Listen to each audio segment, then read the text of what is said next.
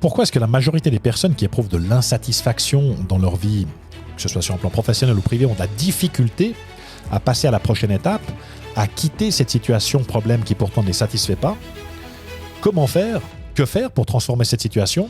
C'est ce que je vous propose de vous partager dans ce nouvel épisode de Réussir sa vie, le podcast du développement personnel et professionnel, où chaque semaine je vous partage des interviews, des idées, des réflexions, des outils, des astuces qui bousculent les idées reçues et qui favorisent le changement. Je m'appelle Christophe Baïs, je suis coach de vie et entrepreneur. Ça fait 5 ans maintenant que j'accompagne des personnes qui veulent vivre une vie pleine de sens et d'abondance dans tous les domaines de leur vie. Alors si vous êtes dans ce questionnement, eh bien vous êtes à la bonne adresse. On se retrouve dans quelques instants pour en parler après ce petit jingle.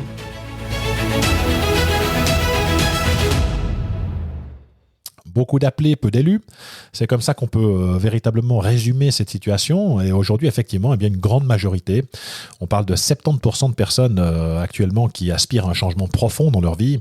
Et là, on ne parle pas de cette situation à cause du Covid. Ça n'a fait qu'accentuer finalement cette thématique. Mais on a énormément de personnes, la plupart, la grande majorité des gens, eh bien, qui aspirent à changer quelque chose dans leur vie. Alors pourquoi est-ce qu'on a autant de personnes, mais si peu finalement, qui parviennent à transformer leur situation, qui se donnent le droit d'essayer, qui osent finalement ou qui savent comment faire pour pouvoir transformer ça? Eh bien, la principale problématique pour la majorité d'entre nous, eh bien, c'est de cette capacité que l'être humain a à focaliser sur le problème plutôt que de faire les choses différemment. Donc, on va véritablement en faire une fixette, se dire ok, j'aime pas mon job, s'il s'agit d'un problème de travail ou d'un autre, en disant qu'on va focaliser sur cette problématique. Et la conséquence de cette manière de procéder, c'est que ce sur quoi je mets mon attention prend de l'expansion, c'est-à-dire que ça va, en d'autres termes, occuper tout mon espace mental, toute ma vision, tout mon champ de vision, et puis je ne vois plus que mon problème. C'est l'arbre qui cache la forêt, c'est-à-dire que j'ai le nez sur le guidon, j'ai le nez tout contre le tronc d'arbre, et puis je ne vois pas toutes les opportunités qui se cachent derrière ce problème, tous les croisements, les chemins de traverse qui me permettraient finalement de faire les choses différemment, de transformer cette situation problème en quelque chose d'épanouissant pour moi et pour ma vie. Et bien la grande problématique, c'est que je ne m'intéresse pas aux causes de mon mal-être, de ma frustration, de mon inconfort. Je ne fais que me lamenter finalement sur ma problématique. C'est une thématique et une problématique que je connais très bien pour l'avoir moi-même vécu pendant des années, donc je sais très bien de quoi je parle, où j'étais véritablement focalisé sur il faut que je change de job, j'ai plus envie de faire ça, mais quoi? Mais donc c'était véritablement la question, c'est je sais que je veux plus ça, mais je ne savais pas quoi faire. Et ce qui m'a permis finalement de trouver ma route après des années de cet inconfort, de sentiment de vide et d'incomplétude, c'est d'étudier finalement les mécanismes humains, qu'est-ce qui vient générer nos comportements, qu'est-ce qui vient faire en sorte que je me sente bien dans mes baskets, que je me sente à ma place, qu'est-ce qui va nourrir finalement mes besoins intrinsèques, puisque chacune et chacun d'entre nous avons des besoins qui nous sont propres, on est câblés d'une certaine manière, il n'y a pas de one size fits all, c'est pas tout ne convient pas à tout le monde, donc on a des besoins qui nous sont véritablement intrinsèques et propres et qu'on va devoir nourrir. Et c'est ça qui va véritablement nous apporter de la joie, de la motivation, de l'engagement, du plaisir dans notre vie et nous permettre de nous réaliser. Et si on ne va pas dans le sens de nos besoins, si on n'a pas conscience de qui nous sommes profondément, eh bien, on fait des choix à défaut d'eux, en pensant que ça va aller, et finalement, bien, on finit dans des chemins de traverse qui ne sont pas du tout ce à quoi nous sommes destinés. Et encore une fois, eh bien, c'est quelque chose dont j'ai aussi fait l'expérience, j'ai testé pour vous, de faire un choix à défaut d'eux, en me dirigeant après la police judiciaire à la banque. Et je me suis tout de suite aperçu que c'était pas quelque chose pour moi, et que j'avais fait sans doute une grosse erreur. Et il a fallu pourtant faire bouillir la marmite, comme on dit, nourrir ma petite famille. Et puis j'étais toujours dans ce questionnement-là. Donc ça a véritablement été, au bout de quelques années de questionnement, à me dire ok, maintenant il faut que tu prennes le taureau par les cornes, comprendre véritablement ce qui m'arrive pour pouvoir faire en sorte de ne pas passer à côté de ma vie, de ne pas passer à côté de mon sujet, puis pouvoir me retourner un jour sur un parcours dont je puisse être fier et qui ait fait du sens, qui ait été utile, disons, qui m'ait en tout cas nourri par rapport à mes critères de vie, de ce que j'avais envie de donner, d'apporter, de contribuer pour la collectivité. Et c'est en trouvant ces réponses que j'ai pu trouver ma voie. C'est ce que je fais aujourd'hui depuis 5 ans. Donc ce métier de coach qui me passionne, où j'ai un grand plaisir finalement à pouvoir accompagner, aider des personnes qui sont dans ce questionnement pour pouvoir trouver leur juste place et puis s'épanouir pleinement dans cette vie. Je peux vous garantir que pour l'avoir vécu, il y a un avant puis un après. Quand on est dans cette situation problème, en train de ruminer et puis de se victimiser par rapport à c'est la faute, t'as pas de chance, et puis quand on trouve finalement cette place et qu'on a un objectif précis, qu'on arrive à l'atteindre et puis qu'on peut s'épanouir là-dedans, ça fait véritablement toute la différence. Mais enfin, je vous dis pas ça pour vous raconter ma vie, mais simplement pour vous dire que je connais bien cette thématique. Je ne suis pas un théoricien qui parle de choses qu'il n'a pas vécues lui-même. Donc effectivement, j'ai vécu tout ça. Et j'aimerais vous parler pour faire une analogie par rapport à ce que je vous partage ici. Vous parlez de cette expérience qui a été faite par Daniel Simons, cet Américain qui a réalisé un test qui s'appelle The Selective Attention Test. Il y a une vidéo qui est sur YouTube, je vous mettrai le lien dans le descriptif de ce podcast, une vidéo que je vous invite à regarder, qui dure 4 minutes et qui est un petit test. En fait, on vous donne une instruction, il s'agit de suivre l'instruction et puis à la fin, vous allez découvrir quelque chose de très intéressant. Je ne vais pas vous spolier la lecture de cette capsule. Et puis il l'a décliné, si vous l'avez déjà vu, ce Selective Attention Test, il l'a décliné d'une deuxième façon, avec une deuxième capsule qui s'appelle The Monkey Business Illusion. Et là aussi, je vous mettrai le lien pour cette deuxième capsule, où on a des résultats différents, mais peu importe. Et en fait, Daniel Simons on démontre par ce test en fait l'importance de ce qu'il appelle l'attention sélective, c'est-à-dire c'est exactement ce qui se produit par rapport à cette problématique de travail ou d'insatisfaction dans nos vies. On va placer son attention sur quelque chose et puis finalement ça va occulter tout le reste, toutes les opportunités, toutes les choses qu'on pourrait faire pour transformer cette situation. Pourquoi est-ce que ça se produit comme ça ? L'explication est biologique, puisque notre cornée est, donc au centre de notre œil, la cornée est composée de 2 types de cellules. Il y a 12% de ces cellules qui sont des cellules spécialisées, ça s'appelle la fovea, et ce sont ces cellules qui nous permettent d'avoir une vision très précise, une vision en 3 dimensions, qui nous permettent de reconnaître des visages. Et puis, on a 88% d'autres cellules qui sont normales, elles ne sont pas spécialisées à ce point-là, qui nous permettent d'avoir une vision finalement en 2 dimensions. Et si vous faites l'expérience de focaliser sur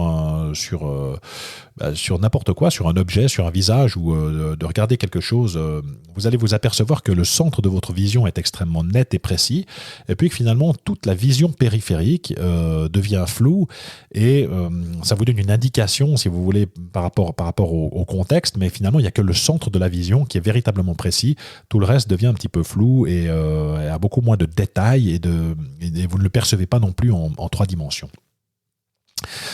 Donc rien que le fait de faire cette petite expérience, ça nous démontre que ce que nous voyons, ce que nous percevons comme la réalité n'est en fait pas la réalité, c'est simplement une réalité qui a été interprétée au travers des différents filtres de notre cerveau, au travers des différentes cellules neurologiques dans notre cerveau qui vont interpréter ces choses-là. Et pourquoi en fait on a seulement 12% de cellules spécialisées ? Parce que derrière chaque cellule de cette fovea, il y a quelque chose comme 100 000 cellules cérébrales qui vont traiter cette information. Donc ça fait quelque chose d'absolument énorme.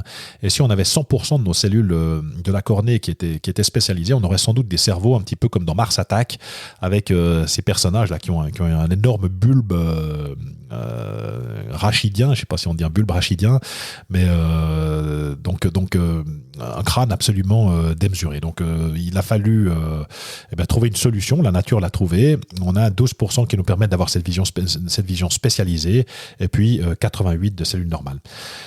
Et en fait, ça nous indique que c'est valable pour notre vision, mais c'est valable également pour tous nos autres sens. Du reste, le cerveau n'a pas la capacité de traiter les milliers ou les millions de stimuli qui nous parviennent en permanence, les stimuli qui nous parviennent de l'extérieur, plan auditif, le plan du toucher, au niveau olfactif, gustatif, visuel.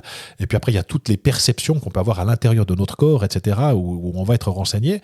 Et en fait, le cerveau va ségréguer certaines informations au détriment d'autres informations, à mettre de côté des choses, simplement en fonction de nos centres d'intérêt, de l'endroit où nous plaçons notre attention. Et c'est ce qui se produit précisément lorsqu'on a un problème dans sa vie. Tout à coup, on focalise sur ce problème au détriment de tout ce qui pourrait venir nous aider par rapport à ça.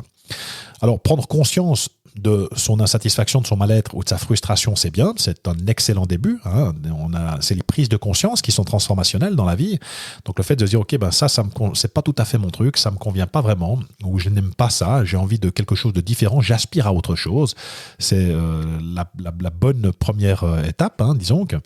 Et puis après, la seconde étape, ça consiste pour transformer cette source d'inconfort, il est nécessaire de s'intéresser aux causes, à la source de cet inconfort, pour pouvoir ensuite poser des actions ou effectuer les changements, les réglages qu'il y a à faire dans nos situations. Quand on dit « j'aime pas mon travail », ok, c'est un constat, mais quoi dans mon travail est-ce que je n'aime pas ? Qu'est-ce que je n'aime pas dans ce travail ? Qu'est-ce qui génère finalement de manière spécifique cette frustration, cette insatisfaction, cet inconfort ? Eh bien, ça va permettre de pouvoir mettre à jour finalement qu'est-ce que je dois changer pour pouvoir transformer ça. Comme je le disais tout à l'heure, moi j'ai quitté la police pour me retrouver à la banque. Si j'avais eu cette connaissance, cette compréhension de moi, de mes mécanismes, de savoir précisément ce que je devais nourrir en moi, j'aurais sans doute pas fait cette erreur et ça m'aurait permis de pouvoir me diriger tout de suite dans la bonne direction. Parce que quitte à se mettre en mouvement et à faire des actions, autant aller dans une direction de quelque chose qui va nous nourrir, qui va nous apporter un mieux-être, plutôt que de se retrouver, d'avoir échangé un borgne contre un aveugle, et puis finalement de se la monter, puis dire maintenant je change plus, parce que chaque fois que je change, je fais une connerie, et puis finalement c'est de mal en pis, et je préfère rester dans cette situation. Donc, si vous vous reconnaissez dans ce mode de fonctionnement, il n'y a pas de culpabilité à avoir. La société ne nous a pas éduqués pour pouvoir répondre à ces questions. Et puis aussi, sur le point de vue de notre neurologie, il faut savoir qu'à partir de 35 ans, 95% de nos actions sont en mode pilote automatique. On va faire les choses automatiquement, sans même y réfléchir. Le cerveau va automatiser toute une série de processus parce que simplement, ce serait trop énergivore de devoir sans arrêt mettre toute son attention sur toutes les actions que nous avons à effectuer.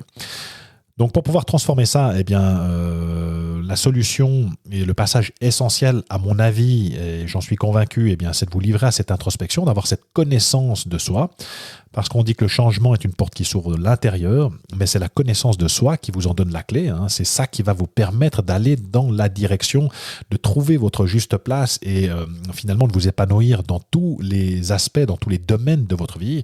Et si vous êtes dans cette dynamique, j'ai un cadeau à vous faire, puisque j'ai créé une série de 5 capsules vidéo que je vous offre gratuitement et qui vous permettront justement de faire cet autodiagnostic, cette anamnèse, de comprendre finalement où est-ce que aujourd'hui, d'où provient ce sentiment de vide, d'incomplétude, d'inconfort, d'insatisfaction dans votre vie, pour voir un petit peu ce que vous faites aujourd'hui et qui vient générer ça. Comment est-ce que vous pouvez faire pour pouvoir le transformer ?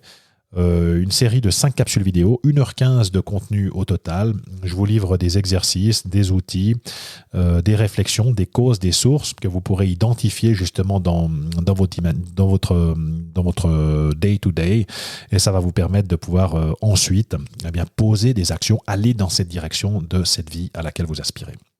Alors voilà ce que j'avais prévu pour vous aujourd'hui dans cet épisode, voir comment faire finalement pour pouvoir transformer une situation problème à son profit, pour pouvoir propulser sa vie vers la prochaine étape. Parce que j'espère que vous l'admettrez avec moi, avoir le nez sur le guidon et focaliser sur un problème, ça n'a jamais permis de le régler. Ce qui va permettre de régler un problème, c'est précisément de s'attaquer à ses causes, à sa source, et de pouvoir ensuite poser des actions, prendre des décisions de nature à changer ça. Alors comme mentionné, si vous souhaitez faire ce travail d'anamnèse, je vous partage volontiers ces 5 capsules vidéo, 1h15 de contenu pour faire ce travail de diagnostic d'anamnèse qui va vous permettre de mettre en exergue, en lumière finalement, les sources, les causes de votre problématique aujourd'hui. Et il vous suffit de cliquer sur le lien en descriptif et puis on se retrouve de l'autre côté. Si ce n'est pas pour vous, aucun souci. Dans tous les cas, j'espère que vous avez trouvé de la valeur dans cette capsule. Si c'est le cas, eh bien, merci d'avance de la partager avec des personnes de votre entourage, sachant que 70% des personnes aujourd'hui aspirent à un changement profond. Ce serait dommage de ne pas aider quelqu'un quelque part. Alors voilà, je vais vous laisser réfléchir à tout ça et vous quitter ici. Jusqu'à notre prochaine communication, je vous dis au revoir tout le monde.